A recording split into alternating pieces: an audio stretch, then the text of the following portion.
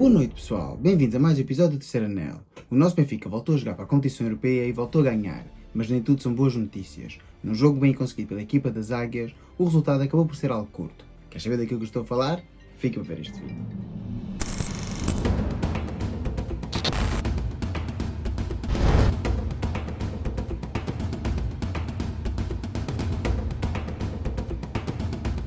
Pois é, meus amigos, o nosso Benfica voltava a entrar em campo em partida a contar para as competições europeias. Desta vez tratava-se da primeira mão dos quartos de final da Liga Europa e o Benfica recebia em pleno Estádio da Luz o Olympique de Marselha, uma grande equipa, numa altura complicada para a equipa encarnada. No entanto, todos nós esperávamos que o Benfica fosse capaz de mostrar em casa que era superior à equipa marselhesa. Um Estádio da Luz que se deveria ter vestido de pompa e de circunstância, mas como vocês podem ver aqui pelas imagens, embora as bancadas possam parecer bastante cheias, esse não foi o caso. O Benfica teve apenas pouco mais de 58 mil pessoas num estádio que devia ter apoiado a equipa do Benfica do princípio ao fim. E vamos começar por aí. Isso não foi o que aconteceu. Eu percebo o descontentamento dos adeptos, eu percebo assim as más substituições de Schmidt e eu percebo que a equipa não atravessa o melhor momento. Mas isso não nos dá razão a nós adeptos para ir ao estádio e assobiar a partir dos 60 minutos, assobiar os jogadores que estão a tentar mudar o curso do jogo. Sim, porque Di Maria foi assobiado e outros jogadores da equipa também foram assobiados, tal e qual como António Silva ou até mesmo Trubin, em alguns períodos do jogo. E isso não deveria acontecer. Querem mostrar o descontentamento? Mostrem no fim. Querem mostrar o descontentamento com o treinador? Vai assobiar no final do jogo. Assobiem após o momento final, após o apito do árbitro e não durante o mesmo, quando a equipa mais precisa de nós, quando a equipa precisa de um apoio do público para tentar dar assim um melhor resultado a esses mesmos adeptos. O que é que os adeptos fazem? Vão e assobiam. E sinceramente para mim isso não é ser benfiquista. Mas enfim, este não é o vídeo para tratar disso e aqui vamos a tratar da parte desportiva. Ora, a equipa do Marselha, orientada por Jean-Louis Gasset, apresentou-se em pleno estado da luz num 4-3-3 e embora houvesse jogadores de grande qualidade, é inegável que Pierre-Emerick Aubameyang era assim a sua grande estrela. Já o nosso Benfica, orientado por Roger Schmidt, voltou a entrar em campo no tradicional 4-2-3-1 e não mexeu qualquer jogador, apresentando o mesmo 11 que tinha feito nas duas partidas contra o Sporting.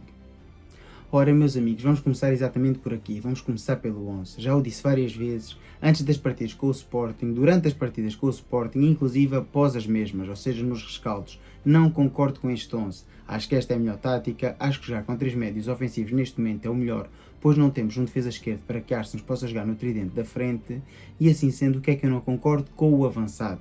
Já o disse várias vezes, isto não é nenhuma cruzada contra Tenkstead, mas simplesmente Tenkstead não tem qualidade suficiente para ser o avançado titular do Benfica. E agora vocês vão tentar vender a lenga-lenga do Roger Schmidt, que é, joga muito bem no espaço, pressiona o adversário. Não me interessa. Quando tem situações de cara ao golo, ou seja, na frente da baliza, acaba por desperdiçar as mesmas. E não é isso a função do avançado do Benfica. O Benfica deve ter um avançado matador. E é verdade que a mesma função goleadora pode ser complementada por os médios ofensivos, mas o Benfica tem de ter um matador. Não pode ter um avançado titular centro, que a última vez que marcou um gol foi em 2023. Estamos a meados de abril de 2024 e o nosso avançado titular não mete golos nem ao arco-íris. E isto não pode acontecer. Nós temos de ter um avançado goleador, um matador, alguém que marque golos e não apenas alguém que esteja em campo a pressionar e jogar no espaço. Ou então, pelo menos, essa não pode ser a função do avançado centro do Benfica. Agora, ainda antes de analisarmos a parte desportiva, quero relembrar que este foi o grande momento da noite, para mim pelo menos. Foi um momento emotivo em que ao intervalo do jogo agraciámos assim, ou honrámos assim a memória de Sven-Göran Eriksson enquanto treinador do Benfica, homenageando o mesmo em pleno relvado do Estádio da Luz. E como puderam ver aqui pelas imagens, o técnico sueco foi recebido no relvado, mas antes disso já tinha sido recebido também pelos seus antigos jogadores, todos equipados a rigor, com aquela linda camisola que vocês têm ali. Isto sim foi um momento brilhante, um momento emotivo, um momento à Benfica. Só é que pena depois que o resultado não traduzisse essa mesma emoção, nem sequer o ambiente nas bancadas. Mas enfim, já iremos lá.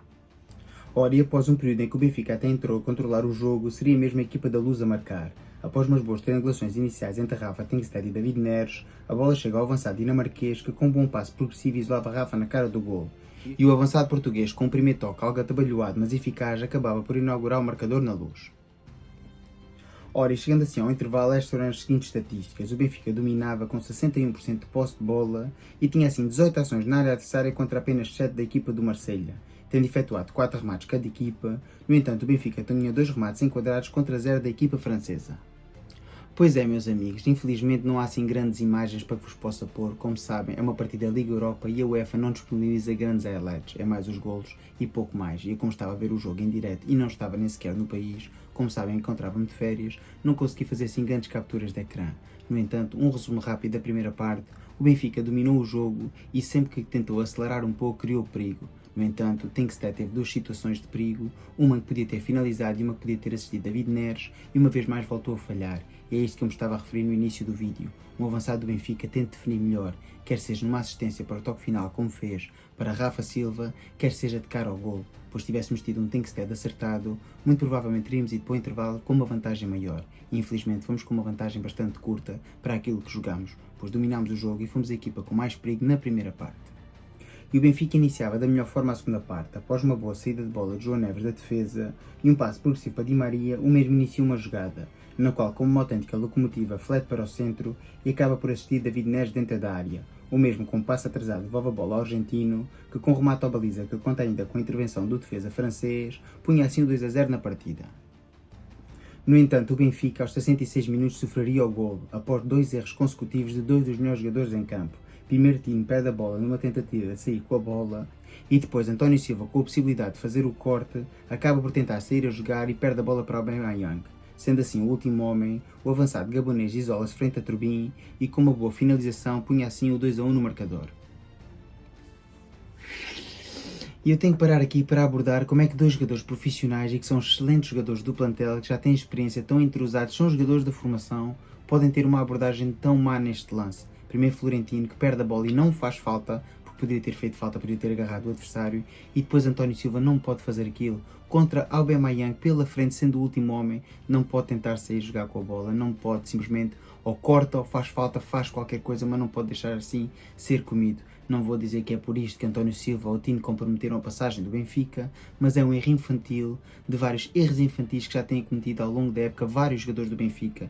E atenção, não estou a pôr aqui apenas o alvo em António Silva ou Tino, vários jogadores importantes do Benfica, como Otamendi, como António Silva, como Tino, como outros tantos, na última partida contra o Sporting. Este tipo de erros não pode acontecer, não ao mais alto nível, e Roger Schmidt devia trabalhar isto mais durante a semana. A parte emocional também destes jogadores tem que estar mais concentrados, pois eu acho que isto é falta de concentração e não falta de qualidade. E depois, daqui até ao final da partida, já não houve mais nenhuma situação de perigo iminente. Houve algumas situações de transição ofensivas para o Benfica e também para o Marselha, mas infelizmente o marcador já não se voltou a alterar. Olha, e com o finalizar da partida temos então as seguintes estatísticas: 56% de posse de bola para o Benfica e temos então 29 ações na área adversária da equipa portuguesa contra 21 do Marselha.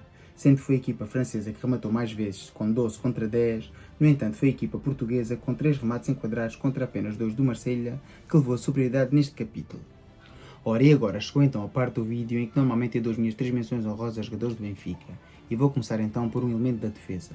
Um elemento que nas últimas partidas não tem jogado ao seu melhor nível, mas agora calmamente está a recuperar aquilo que é expectável do mesmo. E estou a falar então do nosso capitão Nicolás Otamendi, que com 9 recuperações de bola, 6 ações defensivas e ainda 9 passos progressivos longos, sim, passos progressivos longos, passos de contra-ataque, fez assim uma grande exibição. Não se deixou transpor na defesa e foi claramente o elemento que mais brilhou na defesa encarnada do ponto de vista defensivo. É um facto que também não ajudou a fraca exibição de António Silva, onde o mesmo acabou por fazer muitas vezes a dobra. Mas infelizmente isto às vezes acontece, e umas vezes já tem sido Otamendi o pior dos defesas, hoje foi claramente António Silva. Estamos a falar dos dois defesas centrais titulares da equipa do Benfica. Mas o nosso capitão, uma vez mais, hoje mostrou que está à altura de envergar não só a braçadeira, pois foi um bom líder em campo, como também de ser titular neste Benfica, pelo menos até a final da época. Por incrível que pareça, a minha segunda menção honrosa vai também para o setor da defesa, mas não tanto por aquilo que ofereceu na defesa, mas sim aquilo que ofereceu na componente ofensiva. E estou a falar, como é lógico, do nosso defesa direito, Alexander Bah, que com 103 ações com bola foi o jogador mais participativo da equipa do Benfica. Mas não só, teve 9 desarmes, a maior parte deles a Pierre-Emerick Aubameyang, o grande astre gabonês, e tendo assim o melhor jogador do Marselha pela frente, o defesa direito dinamarquês não se coibiu não só no processo defensivo, como também aportou bastante na transição ofensiva, tendo vários passos progressivos quer para Di Maria, quer para João Neves, iniciando muitas vezes o contra-ataque do Benfica. E na minha opinião tinha assim uma situação bastante complicada, a de dar algum dinamismo ao processo ofensivo, uma vez do lado esquerdo estamos a jogar com um jogador adaptado, que todos sabem é Arsens, que não pertence àquela zona defensiva.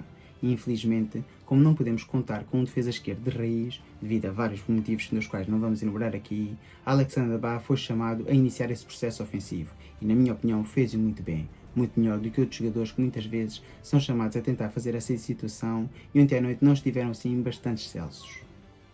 Ora, a minha última menção honrosa é algo polémica. Todos estarão à espera que eu dê a Tino ao João Neves, e embora os dois médios tenham tido um jogo conseguido, não foi excelso, não foi aquilo que eu estava à espera dos mesmos. Estava à espera de muito mais, quer de João Neves, quer de Tino, e como tal, a minha menção honrosa vai assim para um jogador do setor ofensivo.